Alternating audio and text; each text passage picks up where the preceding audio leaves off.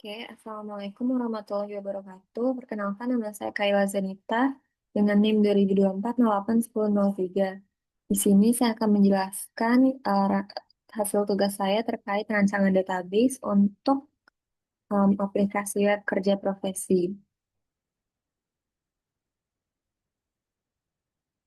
Jadi mungkin sebelumnya saya akan jelaskan terlebih dahulu terkait um, use case diagram finalnya. Jadi use case diagram nah ini akhirnya ada 4 use case, yaitu pengajuan KP, pelaksanaan sidang, dan kelola data KP. Dan ada 6 aktor, yaitu dosen pembimbing KP, mahasiswa, koordinator KP, kaprodi, dosen penguji, dan admin. Em, Lalu ke spesifikasinya, ya, jadi ada 4 spesifikasi. Yang pertama ada pengajuan KP. Pengajuan KP ini intinya itu mahasiswa mengajukan KP, melengkapi data-data, mengunggah dokumen-dokumen, dan ada penugasan dosen pembimbing KP oleh Kaprodi. Lalu di pelaksanaan KP itu ada mahasiswa mengisi logbook harian dan dosen KP memvalidasi sesi bimbingan. Lalu di sidang KP itu ada mahasiswa mengajukan sidang KP, lalu melengkapi data-data, dokumen-dokumen, lalu dicek, diperiksa, dan disetujui ataupun tidak disetujui oleh koordinator KP. Kalau ada penugasan dosen penguji oleh Kaprodi, ada 2 dosen penguji. Lalu ada penilaian dosen penguji, lalu ada revisi, eh, revisi oleh dosen penguji, dan juga ada formulir tanda terima hasil akhir laporan KP yang diserahkan oleh mahasiswa ke pihak perpustakaan dan juga ada berita acaranya. Lalu saya akan jelaskan terkait ORM-nya. Ini adalah ORM diagram yang saya buat. Sini pertama itu ada eh, tabel user dengan data-data yang akan saya jelaskan lebih lanjut di database-nya. Pokoknya ada tabel user menjadi forenti di tabel mahasiswa dan tabel dosen, dan mahasiswa dan dosen ini menjadi forenti di pengajuan KP menjadi forenti di ID KP, yang ID KP ini menjadi forenti di berbagai tabel lainnya seperti di bimbingan KP, logbook harian, pengajuan sidang, dan tanda terima hasil akhir laporan KP, juga di tabel penilaian pembimbing kerja dan penilaian dosen pembimbing KP. Em, dan juga di tabel sidang itu ada pengajuan sidang sebagai apa namanya, sebagai forensi, dan juga di sini ada satu tabel dokumen itu em,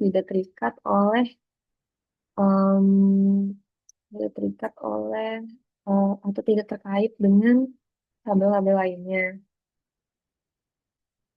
Em, Lalu di sini perlu saya jelaskan hubungan dari mahasiswa dan dosen itu.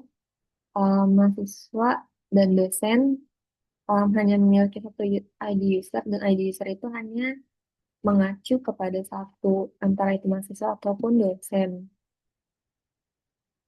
Lalu em, di sini di pengajuan KP itu semua datanya wajib terisi, di KP juga. Lalu sebenarnya semuanya itu wajib terisi kecuali mungkin di tabel sidang itu ada revisi laporan KP, draft revisi, dan tanggal revisi. Itu kan kalau misalkan em, mahasiswa itu tidak mendapatkan revisi sama sekali oleh dosen penguji, maka tidak perlu ada isinya di tabel tersebut. Jadi ini ORM-nya. Saya akan lanjut ke kelas diagram.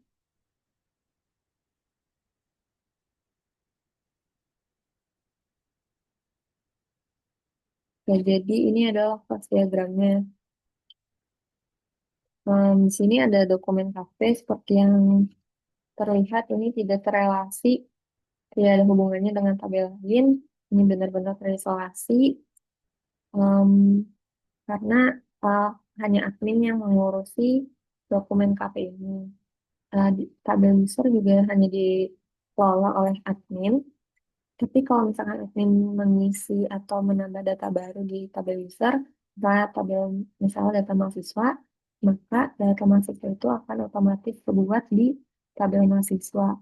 Dan seperti yang dilihat di sini, ID user itu menjadi forensi di tabel mahasiswa dan juga di tabel dosen. Tapi intinya ID user itu sama dengan ID dosen dan ID mahasiswa karena ID mahasiswa itu name dan ID dosen itu NIDN. Jadi mau itu ID mahasiswa ataupun ID dosen, pasti panjang karakternya itu adalah 10. Maka uh, karena mayoritas pengguna dari aplikasi web ini adalah mahasiswa dan dosen, maka ID usernya saya gunakan 10. Di sini juga ada role enum yang akan saya jelaskan nanti di database. Hubungan itu one-to-one karena satu user hanya menjadi satu mahasiswa ataupun satu dosen. Pengajuan KP itu ada ID pengajuan KP panjangnya 15. Um, 15 dari mana? Karena PKP lalu diikuti dengan NIM-nya. Misalnya NIM saya itu dari 24081003 lalu 01 untuk increment karena satu mahasiswa itu bisa mengajukan beberapa kali pengajuan KP. Makanya hubungan itu one to many. Sama juga dengan dosen karena dosen itu bisa berada di banyak eh, banyak data di tabel pengajuan KP. Lalu hubungan pengajuan KP dan KP itu adalah one to non or one karena pengajuan KP itu bisa memiliki eh, data di tabel KP apabila disetujui, tapi apabila ditolak atau tidak disetujui maka tidak akan terbentuk data di tabel KP. Lalu ID KP itu namanya 12, yaitu KP diikuti dengan ini itu 10. Lalu ada ada bimbingan dan waktu harian, panjangnya masing-masing 15. Misalnya bimbingan itu berarti BKP, bimbingan KP diikuti dengan NIM dan juga increment 2 angka di belakangnya karena satu mahasiswa itu bisa melakukan banyak bimbingan. Hal yang sama terjadi kepada waktu harian, makanya relasinya itu adalah one to many. Lalu di sini juga ada nilai dosen pembimbing dan nilai pembimbing kerja hubungannya dengan tabel KP itu one to one karena satu KP itu hanya memiliki satu nilai dari masing-masing dosen pembimbing ataupun dosen kerja atau pembimbing kerja. Lalu ID-nya itu masing-masing 13, misalnya MDP nilai dosen pembimbing diikuti dengan NIM-nya itu 10, jadi 13. Sama dengan nilai pembimbing kerja, jadi NPK ditambah NIM-nya jadi 13. Lalu terelasi dengan dengan tabel pengajuan sidang. Di pengajuan sidang yang relasi dengan IDKP itu adalah one to many. Untuk mahasiswa melakukan KP bisa melakukan pengajuan sidang beberapa kali apabila ditolak dan juga maka nilainya juga bisa terhubung dengan banyak pengajuan sidang. Di sini juga ada ID dosen penguji 1, dosen penguji 2 yang terrelasi dengan tabel dosen dan juga ada tabel sidang yang dimana hubungannya dengan pengajuan sidang itu untuk non or one itu satu pengajuan sidang bisa memiliki satu sidang apabila disetujui, tapi apabila ditolak maka tidak memiliki sidang sama sekali. ID sidang itu panjangnya 15, ID pengajuan KP itu panjangnya 16, karena um, kombinasinya itu PSKP, pengajuan sidang KP diikuti dengan NIM-nya 10 dan 01 apabila uh, untuk kemungkinan mengulang, bukan mengulang, untuk uh, mengajukan pengajuan untuk kedua kalinya atau kesekian kalinya. Kalau di sidang KP, ID-nya itu SKP diikuti dengan NIM 10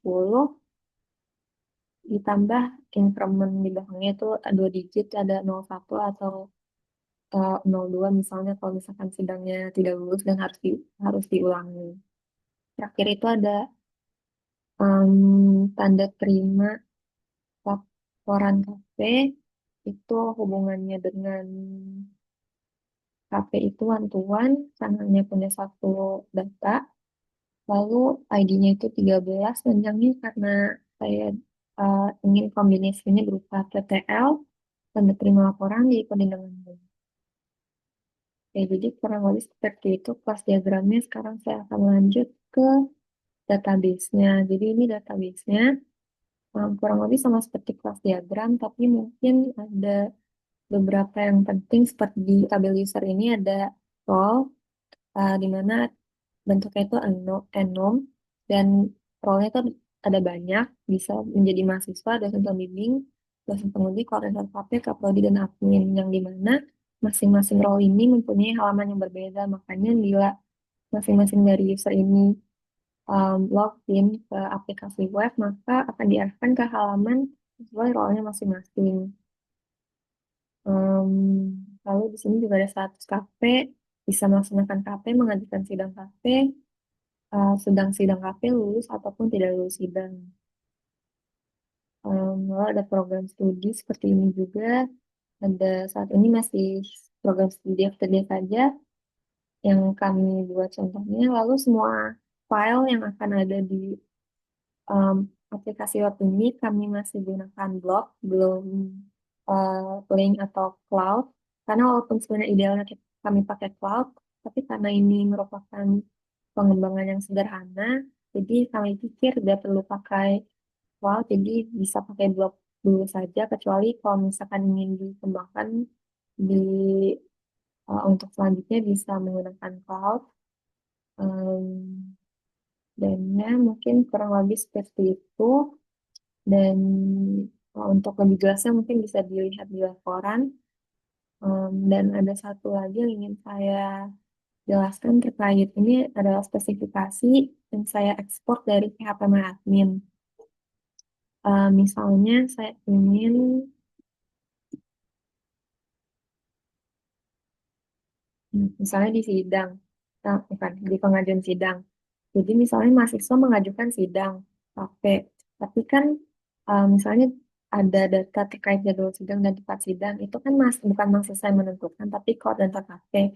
Makanya saat mahasiswa mengajukan sidang dan datanya tersimpan, dua data ini itu tidak harus langsung terisi, karena akan diisi setelah mahasiswa setelah mahasiswa klik submit, itu akan diisi oleh koordinator KP. Jadi saya set agar nilainya itu nol, agar uh, tabel ini, dua atribut ini tidak harus langsung ada datanya saat pertama kali datanya itu terbentuk di tabel ini. Beberapa kejadian kasus yang sama terjadi di pengajuan KP dan di sidang, dan ya, dan di KP, di tabel KP juga. Em, Ya mungkin kurang lebih em, segitu saja dari saya. Mohon maaf bila terkesan terburu-buru, karena untuk em, penjelasan lebih lanjutnya mungkin bisa dilihat di laporan saya. Em, Kurang lebihnya mohon maaf. Wassalamualaikum warahmatullahi wabarakatuh.